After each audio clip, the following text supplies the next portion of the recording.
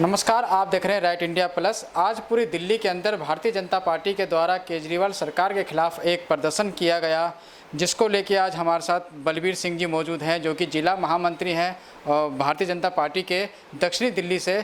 तो आज हम इनसे जानने का प्रयास करेंगे क्या मकसद रहा इनका आज पूरी दिल्ली के अंदर प्रदर्शन करने का, देवली के अंदर प्रदर्शन करने का, साथ ही कुछ राजनीतिक मुद्दों को लेकर। जिस तरह से अभी हाल ही में काफ़ी सामानों पे जो है जीएसटी बढ़ाया गया है, जीएसटी लगाई गई है, तो उन सभी सवालों के आज हम इनसे जवाब लेने का प्रयास करेंगे। तो सर, सबसे पहले स्वागत है आपका राइट इंडिया प्लस में। धन्यवाद।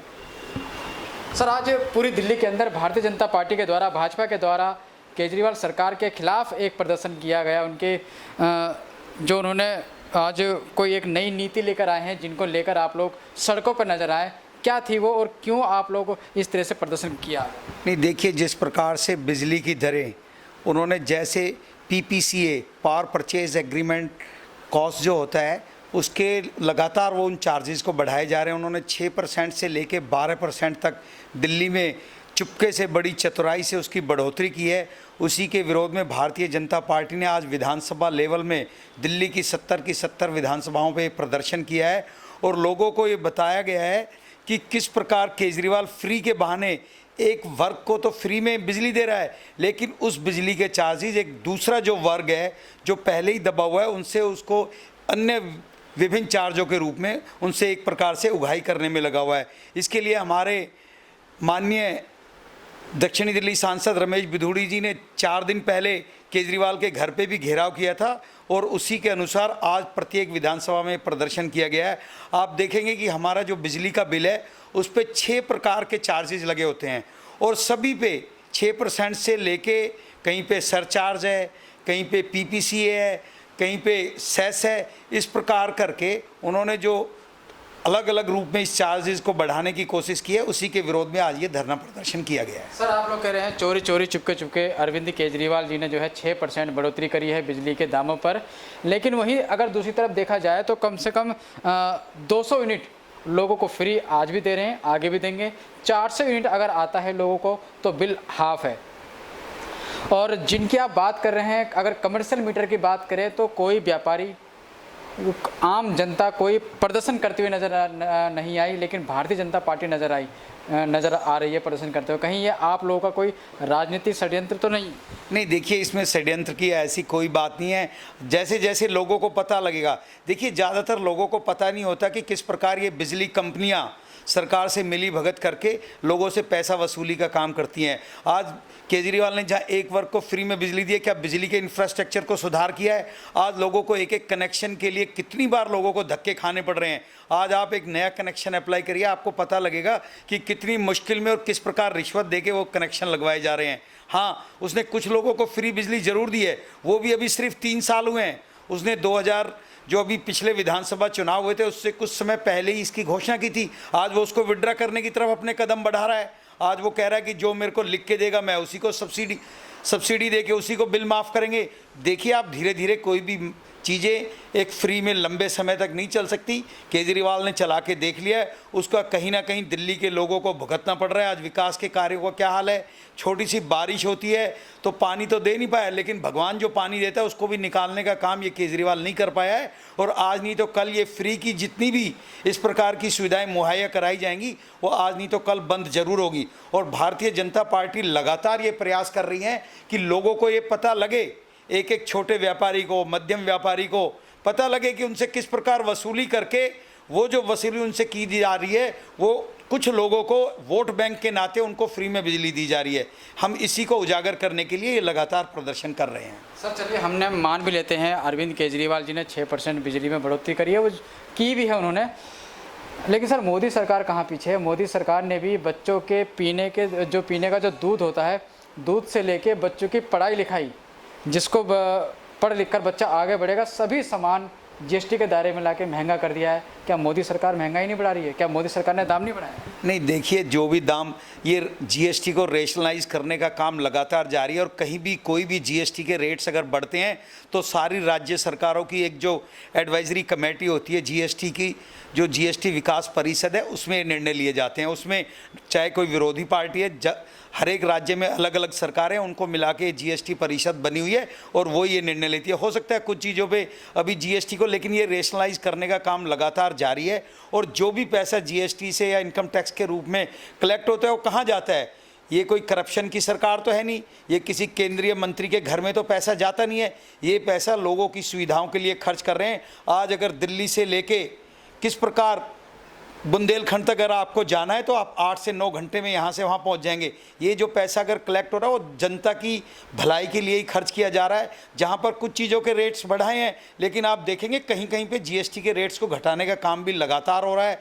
जैसे आप अगर ट्रांसपोर्टेशन की कॉस्ट बढ़ाई है, उस पर जो जीएसटी लगता था, अगर मेरा ट्रक है और मैं ट्रक चलाने के लिए किसी को देता हूँ रेंट पे, तो उसका जीएसटी 18% से घटा के 5% कर दिया है। आपको मेडिकल के बहुत सारे इक्विपमेंट्स हैं जो लोगों की जान बचाते हैं, उनके रेट्स भी घटा के 12% से 5% कर दिए हैं। इसी प्रकार अलग अलग आइटमों पे कहीं पे रेट्स बढ़ाए गए हैं। हाँ, ये ज़रूर है। देखिए, ये अगर खाने की चीज़ों पे भी रेट्स बढ़ाए हैं तो वो उन चीज़ों पे बढ़ाए हैं जो पैक्ड होके लेबल लग के दुकानों पे बिकती हैं। हाँ, अगर कोई छोटा व्यापारी अपनी दुकान पे सामान बेच रहा है, वो गेहूँ को खुला बेच रहा है, वो चावल बेच रहा है, वो दाल बेच रहा है और खुले में दूध बिक रहा है, जहाँ भी पैकेज प्रोडक्ट नहीं है वहाँ पे कोई जीएसटी लगाया नहीं है। और दिल्ली की 80% जनता गाँवों में बसती है और गाँवों में पैकेज चीज़ें बहुत कम बिकती हैं। हाँ, शहरों पे हो सकता है इसका छोटा मोटा असर ज़रूर पड़े, लेकिन अगर उससे कोई पैसा किसी को टैक्स देना पड़ रहा है तो वो उसी की भलाई के लिए आगे खर्च हो रहा है। सर, जैसे कि अभी आपने बोला कि सरकार जो जीएसटी ले रही है या जो इनकम टैक्स ले रही है, वो कहीं ना कहीं लोगों की भलाई के लिए, देश के विकास के लिए केंद्र सरकार लगा रही है।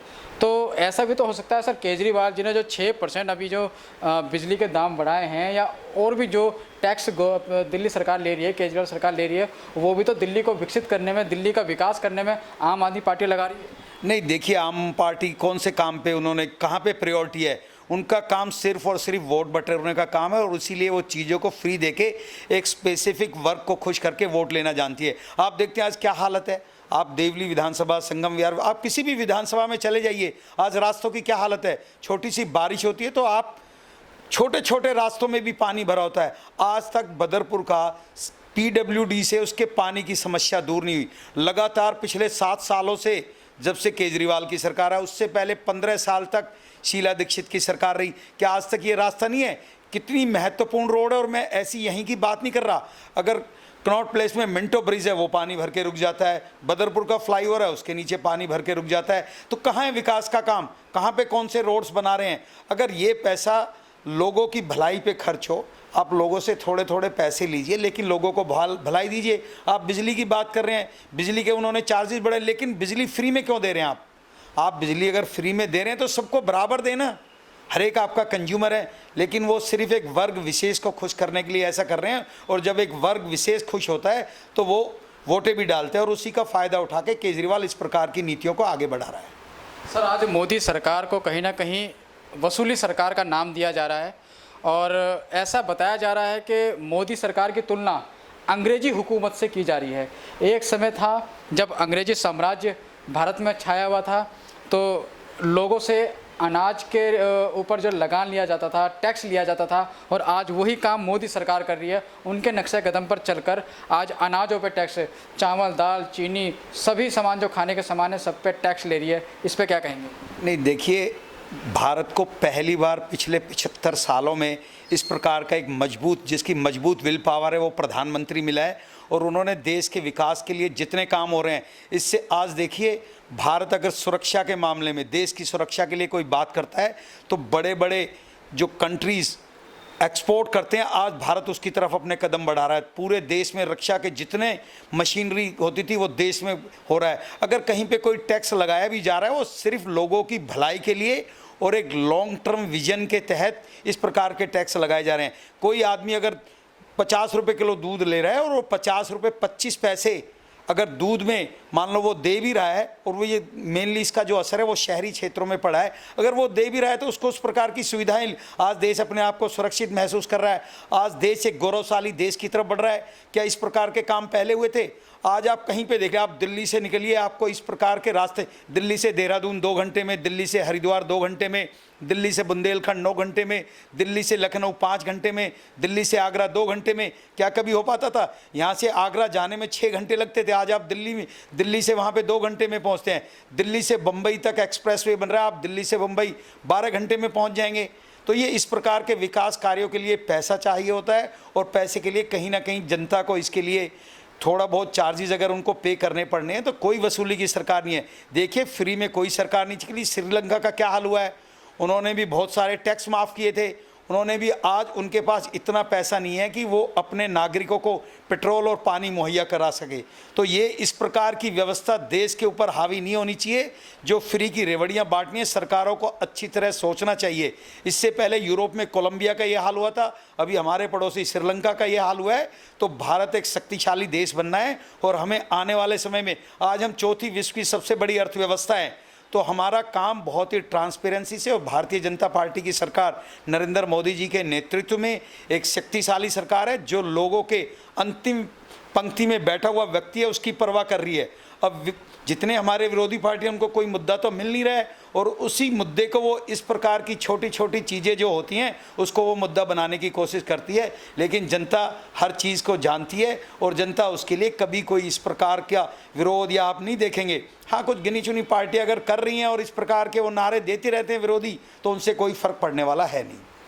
सर, बेरोज़गारी की अगर बात, बेरोज़गारी के दौर की अगर बात करिए, वो मैं इसलिए कह रहा हूँ क्योंकि आज बेरोज़गारी अपनी चरम सीमा पर है, और इस बेरोज़गारी के दौर में मोदी सरकार का एक बड़ा फैसला, एक बड़ा कदम और उठाया गया है। सिंगल यूज प्लास्टिक बैन 1 जुलाई को कर दी गई है, जिससे 19 जो आइटम हैं उन पर प्रतिबंध लगा दिया है। इस फैसले के बाद एक तो 2.5 लाख से ज़्यादा जो लोग हैं वो बेरोज़गार होने की कगार पर हैं। उसके अलावा जो प्लास्टिक व्यापार है वो कहीं ना कहीं ठप होता हुआ नज़र आ रहा है। कहीं ना कहीं मोदी सरकार को इस तरह का कड़ा कदम उठाने से पहले या तो सिंगल यूज प्लास्टिक का कोई विकल्प लेकर आना चाहिए था, या उनके लिए कारखाने लगाने चाहिए थे। लेकिन एकदम से इतना बड़ा फैसला, कहीं ना कहीं आम जनता इससे त्रस्त है। नहीं, देखिए, लगातार 5 सालों से इसके लिए सरकारें प्रयास कर रही हैं, और लगातार लोगों को जन जागरूक करने का काम सरकारें पीछे करती आई हैं।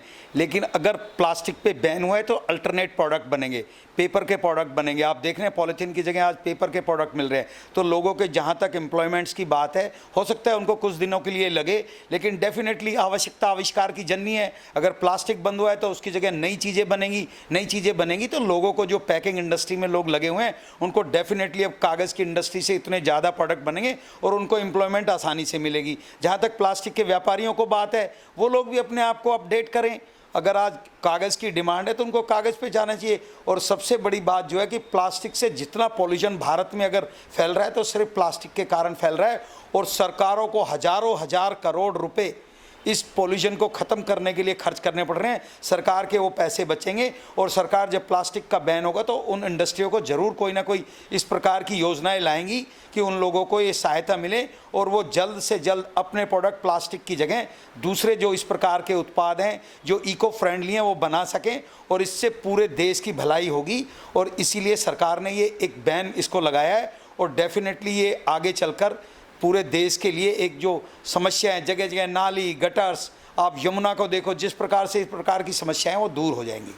सर, अगर बात करी जाए कि मोदी सरकार ने जब 15 अगस्त को, आज से 1.5-2 साल पहले जब ये फैसला किया था, 15 अगस्त को झंडा फहराने के समय जब सिंगल यूज प्लास्टिक बैन करने का आह्वान किया था, ऐलान किया था, उसके बाद देखा गया था कि भारतीय जनता पार्टी के महिला मोर्चा, भारतीय जनता पार्टी की मेन टीम कहीं ना कहीं जो थैले होते हैं उनको वितरण कर रहे थे, उनको बनाने के लिए लोगों को प्रोत्साहित कर रहे थे। इसके साथ जो आपका नगर निगम था, एमसीडी था, उसने भी काफ़ी जो है चालान किए थे जिनके पास पॉलीथीन्स वगैरह मिली थी जो एक बार यूँ इस्तेमाल की जाती है। उसके बाद 2-3 महीने का ये सिलसिला चला। उसके बाद आप लोग भी साथ बैठ गए, आपका नगर निगम भी साथ बैठ गया। अगर नगर निगम ने थोड़ी और सख्त कार्रवाई 1 साल तकरीबन चलाई होती तो आज प्लास्टिक इतना नहीं होता जितना आज पूरे बाज़ारों में फैला, क्योंकि आज भी प्लास्टिक बहुत ज़्यादा मार्केट में है। देखिए, एमसीडी या केंद्र सरकार ने लगातार इसके लिए प्रयास किए हैं, लेकिन दिल्ली सरकार को भी ये सोचना चाहिए कि वो इस प्रकार के कदम उठाएं कि लोगों को ज़्यादा से ज़्यादा प्लास्टिक का यूज़ ना कर सकें। और जहाँ तक भारतीय जनता पार्टी के कार्यकर्ताओं की बात है, वो तो भारतीय जनता पार्टी का तो सेवा ही संगठन है, वो लगातार सेवा समर्पण भाव से काम करता है। और भारतीय जनता पार्टी के कार्यकर्ताओं ने लोगों को जन जागरूक करते हुए मार्केट में थैले बनाकर कपड़े के वो डिस्ट्रीब्यूट किए थे। देखिए, दिल्ली सरकार को भी इस प्रकार की योजनाएं लानी चाहिए कि दिल्ली में जो इस प्रकार की इंडस्ट्रीज़ हैं तो उनको ये लोग सहायता प्रदान करें, उनको ये लोग नई नई मशीनरीज टेक्नोलॉजी प्रदान करें, जिससे लोगों को बेरोज़गारी ना फैले और लोग जो इस प्रकार के उद्योग धंधों में लगे हुए थे वो जल्द से जल्द अपने आप को दूसरे उद्योगों में स्थापित कर सकें। तो ये थे हमारे साथ बलबीर सिंह जी, बल्ली जी, जो कि जिला महामंत्री हैं भारतीय जनता पार्टी के दक्षिणी दिल्ली से। तो मोदी सरकार ने एक बड़ा फैसला लिया है, जो जीएसटी के दायरे में जो चीज़ें नहीं थीं या जीएसटी से जो कम जीएसटी पे वो सामान हमें मिलता था, आज सभी जीएसटी के दायरे में आ गया है।